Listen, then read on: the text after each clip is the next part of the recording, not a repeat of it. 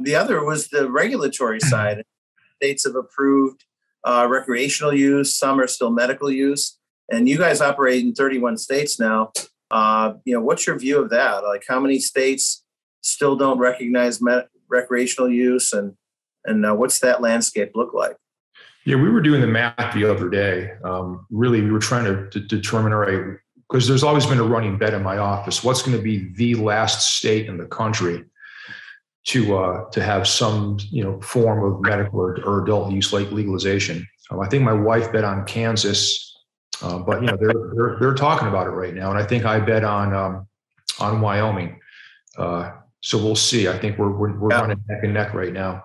But in terms of states that really don't have any type of program whatsoever, I think we're maybe down to 3. The adult use state count, I'm not really sure. It might be, 12 or 14 right now, or 15.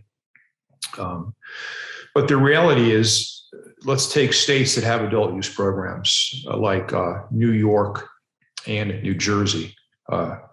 The population of those 2 states it's a little over 30 million people. So that's 75% of California. So that's a lot of people.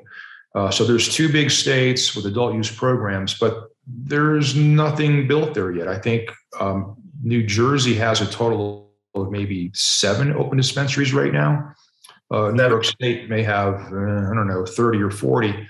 So there's still a ton of room for not just hundreds, but thousands of businesses to develop in those states.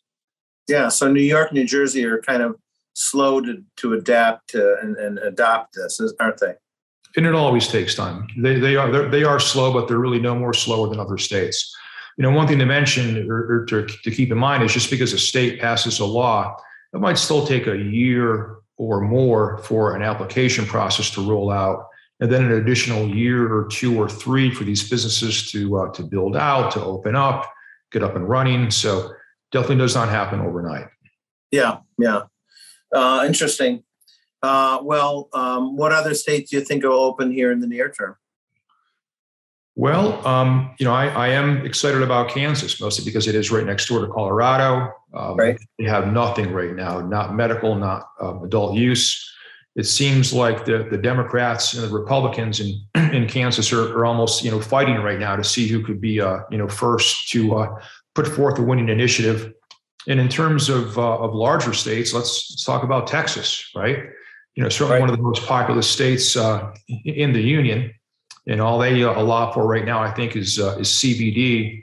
And I think they just allowed for cannabis products up to 1% THC. Right. That's not very much.